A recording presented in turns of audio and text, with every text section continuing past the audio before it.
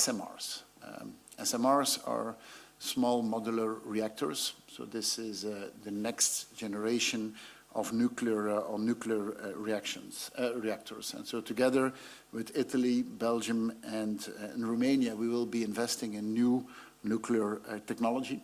New nuclear technology which is less expensive, which is more flexible, and which has less waste. And this is crucial in the fight against climate change. Decarbonizing our electricity production is the #1 priority. It's important for the state of the world. It is also economically important, of course, and we've seen how the domain of energy has become much more geopolitical over the last years.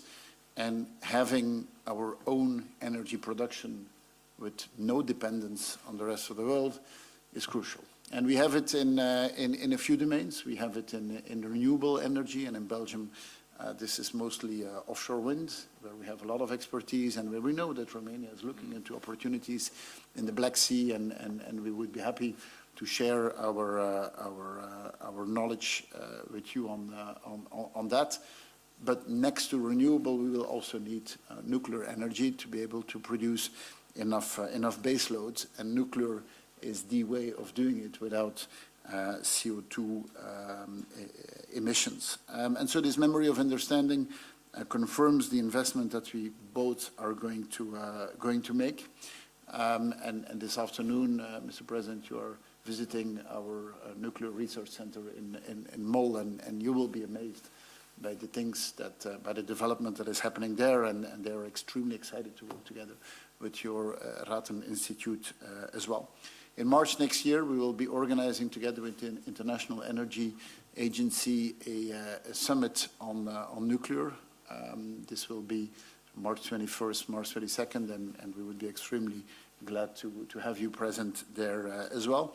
The title of that conference is Atoms for Net Zero. And I think the title says exactly what it is about. It's also about dismantling, which obviously is also an important activity, and in which we will be engaged in the next years to come. So we are extremely happy to make this concrete on the nuclear side, and also watch the developments that you are doing in the Black Sea on offshore wind. Second topic is more geopolitical on Ukraine. Our support for Ukraine has been very important from the start, and we've always been very aligned on this, on the topic between the two of you, and on the fact that NATO plays an important role in that. There is also some mutual economic activity there with Sonaca, which is a Belgian supplier, for example, to Airbus, who has a major activity in Romania, in Cluj, and who will be looking into expanding that activity, because new contracts with Romania, with Airbus are being won, but will be produced in Romania. So happy to have a trilateral cooperation on that. As I said, we have a Belgian battle group that is in Constanța, in the region of Constanța, and I know that the cooperation is really working extremely well. Both of our countries are also part of the F-16 coalition, and we know that a big part of the activities will take place in Romania. Belgium has the possibility to deliver F-16s in 2025. We will also be playing a major role in the maintenance of those planes. And it is important that next to the military investments we do, is that we have an economic return on that, and that the investments we do, that every dollar we spend have the most I would say output of possible. Third topic is on the Middle East. Say that we are extremely concerned by the evolution that we have seen after the horrific terrorist attack by Hamas. Israel has the right to defend its population, and it is completely legitimate that Israel wants to eliminate the threat that Hamas poses on its population originating from Gaza. I've been able to talk also with the Jordanian king 2 days ago.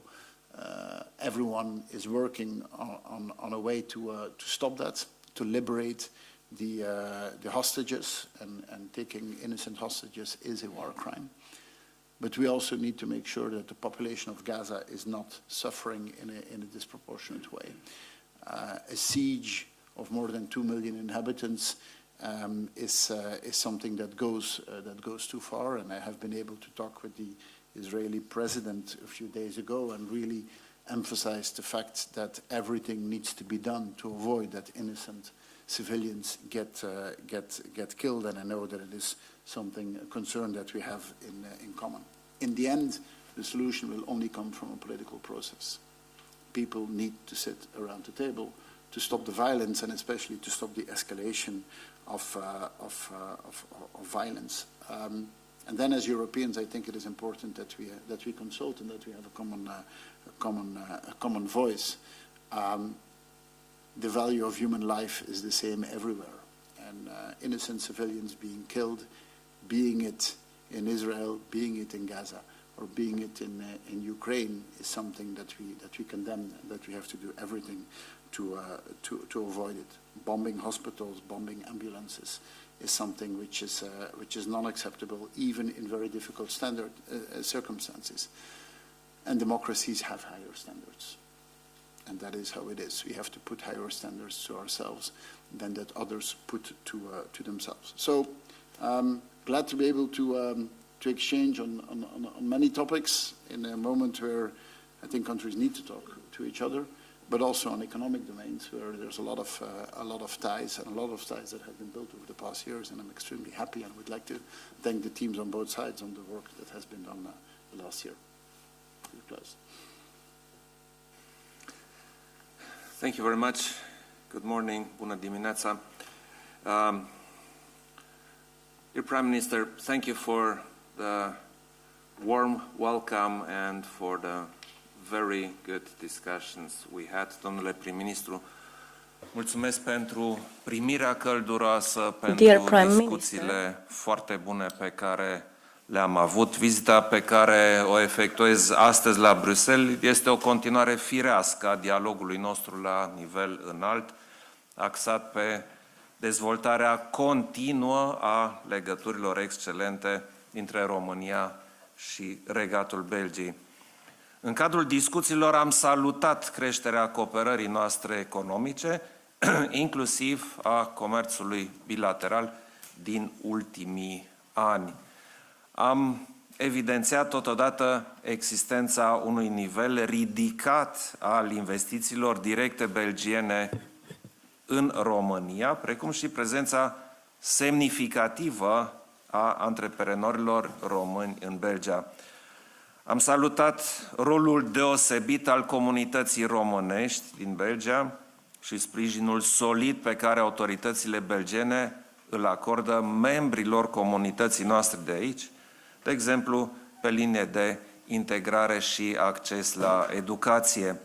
Colaborarea în domenii precum cercetarea, sănătatea, sursele alternative de energie, apărarea și educația s-a aflat totodată pe agenda noastră de discuții. În domeniul energiei, mă bucur că a fost încheiat astăzi un memorandum de înțelegere privind tehnologia reactoarelor nucleare cu neutroni rapizi răciți cu plumb topit între instituțiile de profil din România și Belgia, respectiv alte 3 instituții din Italia și Statele Unite. Foarte important, am reiterat aprecierea României pentru prezența trupelor belgiene pe teritoriul țării noastre în cadrul posturii NATO de descurajare și apărare. Prezența militarilor belgieni reprezintă un semnal puternic atât sub aspectul solidarității aliate în contextul înrăutățirii situației de securitate din vecinătatea noastră, cât și al relației noastre bilaterale solide. Am discutat de altfel cu privire la situația de securitate din regiunea Mării Negre, la provocările generate de războiul de agresiune al Rusiei împotriva Ucrainei, reiterând sprijinul ferm, multidimensional pentru Ucraina, atât timp cât va fi necesar acest sprijin. Am avut, bineînțeles, și un schimb amplu de opinie asupra situației îngrijorătoare din Orientul Mijlociu. România a transmis sprijinul deplin pentru Israel, care are dreptul legitim de a se apăra, cu respectarea dreptului internațional umanitar. Am prezentat poziția României privind nevoia protejării tuturor civililor și a eliberării imediate a ostaticilor, precum și referitor la importanța acțiunii umanitare în sprijinul populației palestiniene din fâșia Gaza. Am evidențiat că este esențială evitarea escaladării conflictului printr-o acțiune coordonată cu partenerii regionali și Statele Unite, cu scopul obținerii unei păci durabile în baza soluției celor două state. Am discutat și despre modalitățile de avansare a proiectului european, despre importanța menținerii coeziunii, unității și solidarității europene, în special în contextul geopolitic și preelectoral de la nivel european. Am accentuat importanța unei cooperări strânse între România și Belgia, inclusiv în contextul viitoarei președinții belgiene a Consiliului Uniunii Europene. Am exprimat apreciere pentru sprijinul constant al Belgiei pentru aderarea României la spațiul Schengen. Thank you very much for the continuous support on that issue. Discuțiile noastre au abordat și tema procesului de extindere a Uniunii Europene. Politica de extindere este un proces cu valențe strategice care trebuie continuat. În acest context, am reiterat sprijinul principial și ferm al României pentru parcursul european al Republicii Moldova și al Ucrainei, precum și al partenerilor din Balcanii de Vest, pe baza meritelor proprii ale candidaților în procesele de reformă. Totodată, am reiterat susținerea fermă a României pentru adoptarea până la finalul acestui an a deciziei de deschidere a negocierilor de aderare cu Ucraina și Republica Moldova. În încheiere, doresc să salut parteneriatul strâns și de încredere dintre România și Regatul Belgiei. Vă mulțumesc, domnule prim-ministru. Thank you, Alexander. Okay, thank you. I'm sure there's no questions. Would be a bad sign if we had no questions. Merci beaucoup, Monsieur le Premier ministre. Avec votre permission, je vais commencer par Monsieur le Président et après je vais vous poser une question aussi. Bună ziua, domnule președinte, Lucian Pârvoiu, televiziunea română. Lucian Pârvoiu. Discuțiile legate de extinderea spațiului Schengen și pentru că mai e mai puțin de o lună până la Consiliul Justiției Afaceri Interne, aș dori să vă întreb pentru publicul din România dacă continuă negocierile diplomatice și cam la ce să ne așteptăm și cum ați comenta declarațiile premierului Ciolacu făcute la Bloomberg, potrivit cărora e cazul să luăm în calcul și o eventuală separare de vecinii noștri bulgari. Et pour le Premier ministre, s'il y aura un nouveau échec de l'élargissement de l'espace Schengen lors du prochain Conseil Justice et Affaires Intérieures, quelle sera la position de la présidence belge pour la première partie de l'année prochaine, vu le fait que c'est une année électorale et ça sera assez difficile d'imposer un tel sujet. Merci. Negocierile pentru aderarea României la Schengen continuă și nu continuă, ca să zic așa, la un nivel mic, ci toți suntem foarte implicați, toți căutăm să convingem, în special, sigur, partea austriacă, se știe, care este foarte reticentă în continuare în această speță. Se continuă pe toate planurile și evident că se discută mai degrabă informal decât formal și diferite variante de cum se poate continua. Nu este foarte complicat de văzut că există puține variante. Ori intrăm România și Bulgaria, ori nu intră niciunul, ori intră unul și celălalt nu. Sunt variante, sigur, teoretice și vreau să subliniez din capul locului că de departe, repet, de departe cea mai bună variantă este ca România și Bulgaria să intre împreună în spațiul Schengen și spre asta converg toate negocierile și toate încercările de a convinge pe cei care încă sunt reticenți în această chestiune. Well, first of all, I would like to congratulate Mr. President and the people in Romania of all the progress that has been done, because it's always easy to pinpoint the steps that still need to be taken. Tremendous effort has been done, and I think we should applaud that more often. To come to an agreement, you need to convince everyone. That is true, and I think you mentioned the concerns that, for example, Austria has. Well, let's address them. Let's explain it. Let's show the progress that has been done. Let's see the concerns that they have and see which solutions can be found. Us as in the rotating presidency that we will assume next year, obviously we will do everything what we Belgians are best at, is that's finding a compromise and bringing everyone around the table, convincing everyone that a common position is to the benefit of everyone, and of course we'll listen to the advice that the Commission has to give on that. Okay, go ahead. Please go ahead. And then we'll come back here.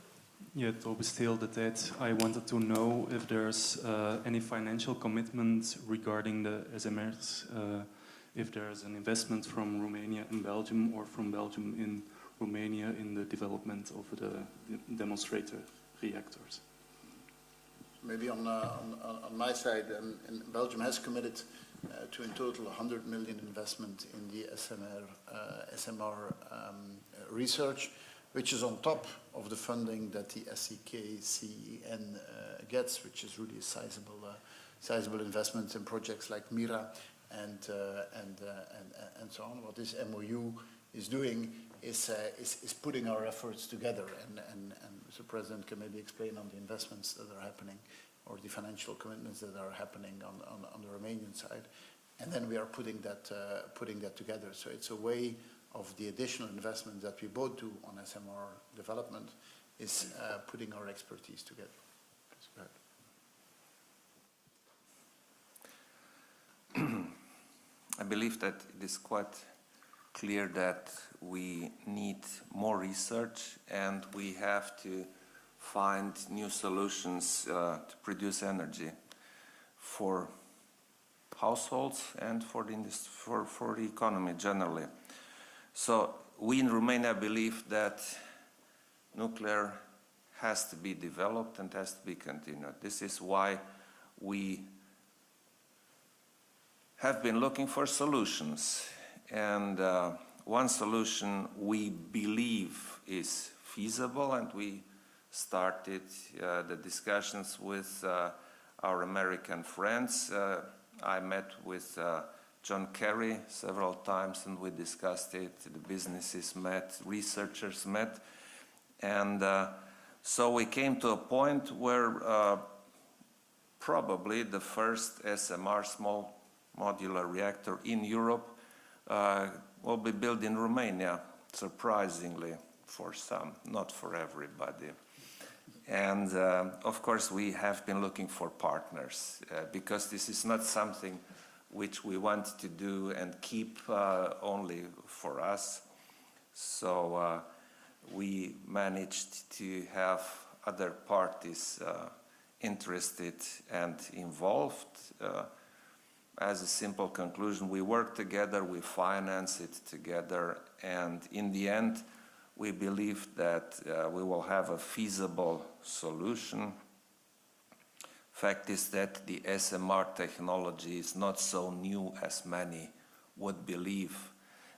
There was at one point a question about the safety of this technology, and if something similar is functioning anywhere in the world, well, Yes, it is functioning. For decades, this type of small reactors is used on ships and on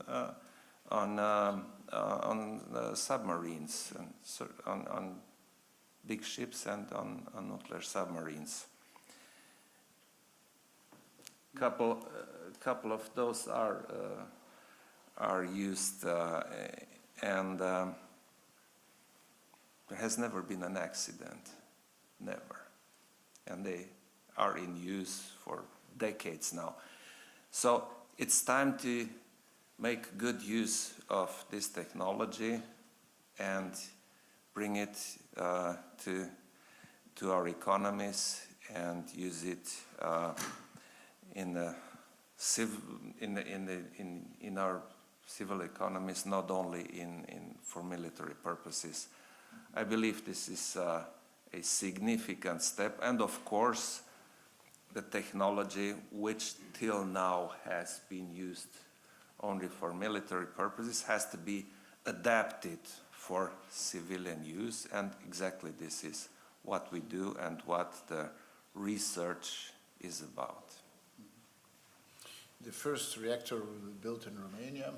That's the first real reactor, and the first demonstration reactor will be built in Mol in Belgium, so it's a good combination. Yes, Okay. please.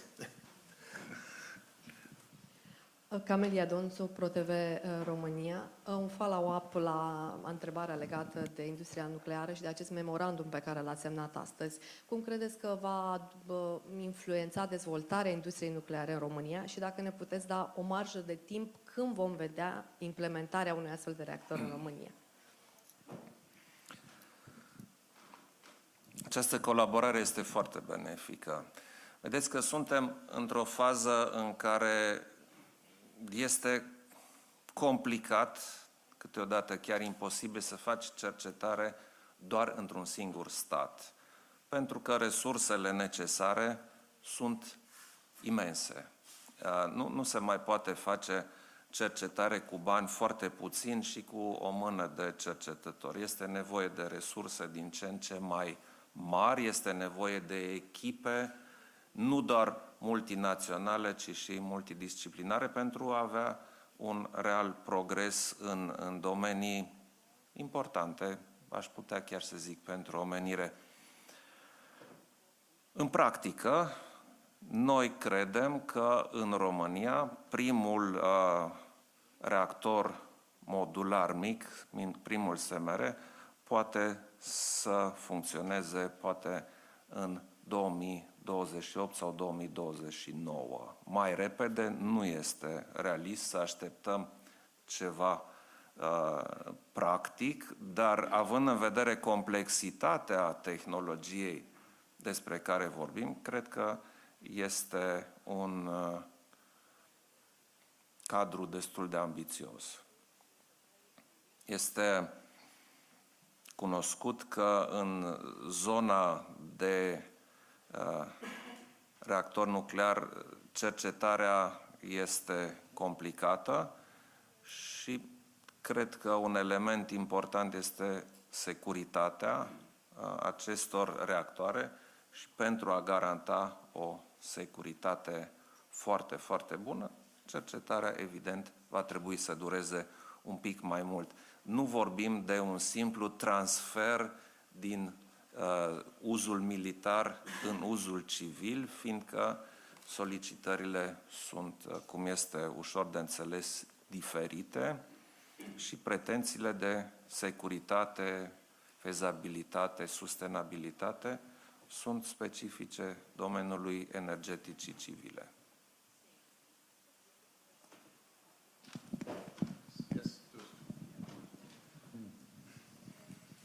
Thank you.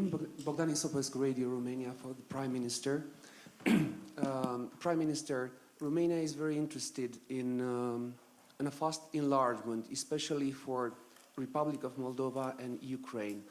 I want to know what's your position in this regard, and also today the European Commission will present the report on enlargement. So what do you expect from this report? Thank you. Well, we have first to read what's in the report, of course, but the Belgian position is that enlargement of the European Union can only happen if we do reforms internally. And that is, for us, a conditionality. We first have to improve the functioning of the European Union. And if we improve the functioning of the European Union, for example, on our decision processes, for example, on the functioning of the internal market, for example, on the financial flows, then enlargement can happen. And as you know, enlargement is not a political process; it's an administrative process, and it is hard to join the European Union because we have gotten very far. Now we see that tremendous efforts are being done. If we see what Ukraine has achieved over the past months, it's remarkable what has happened. But we can only enlarge if we improve our functioning, and I think that is not something that will just happen in a few years. I think this is really an effort that we need to do, and it will be one of the topics that we will be discussing in our presidency. The last question, and then sorry, I need to go. J'aurais voulu savoir quand on peut espérer une commercialisation du SMR développé. J'ai changé la loi en Belgique pour pouvoir l'installer chez nous.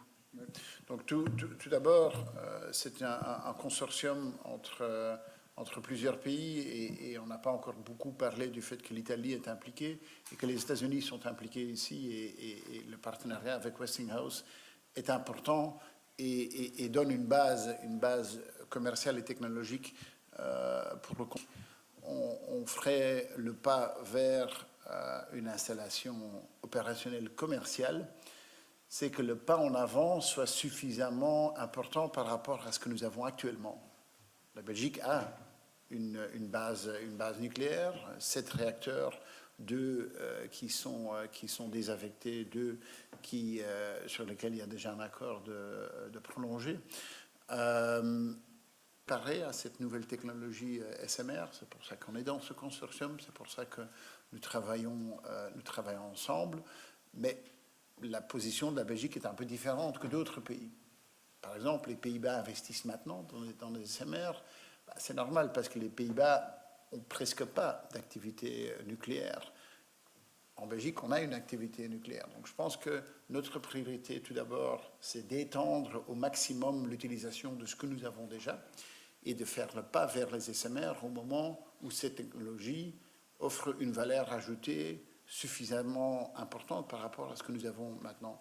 Et donc, oui, c'est flexibilité, oui, c'est au niveau du coût de construction, mais c'est aussi à la production des déchets, où là, l'état de la technologie actuelle n'a pas fait beaucoup de pas en avant par rapport à ce que nous avons en Belgique. Et sur votre dernière question, si on le fera, il faudra changer la loi. Ben oui, c'est une réalité en effet. Mais j'ai dit si. And then I need to go. Sorry. Oh yes, please follow up. But then I need. Oh, please. For the President of Romania, domnule președinte, lucrurile sunt extrem de dificile în Consiliu. Vorbim din nou de lărgirea Uniunii Europene. Speranțele României par să fie mai mari într-o lărgire rapidă. Ce credeți că se va întâmpla în Consiliu și care sunt șansele să fie mai repede decât premierul Belgiei pare să arate? Pozițiile noastre nu sunt contrare, ca să nu ne înțelegem greșit. Este vorba acum de începerea negocierilor de aderare. Noi știm că aceste negocieri de aderare durează ani de zile, știm din experiența proprie și vedem bună oară că pentru unele state din Balcanii de Vest ele durează deja foarte mult. Evident că noi ne dorim, să înceapă rapid negocierile, aia nu înseamnă aderare, înseamnă negocierile și pregătirea pentru aderare.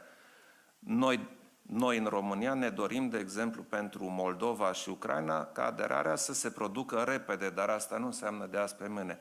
În paralel, sunt perfect de acord că Uniunea trebuie la rândul ei să facă niște modificări. Și cum, dacă mi este permis să repet ce am spus la ultimul Consiliu informal din Granada, nu doar candidații trebuie să fie pregătiți pentru aderare, ci și noi, care suntem deja Uniunea Europeană, trebuie să ne pregătim suplimentar pentru această aderare.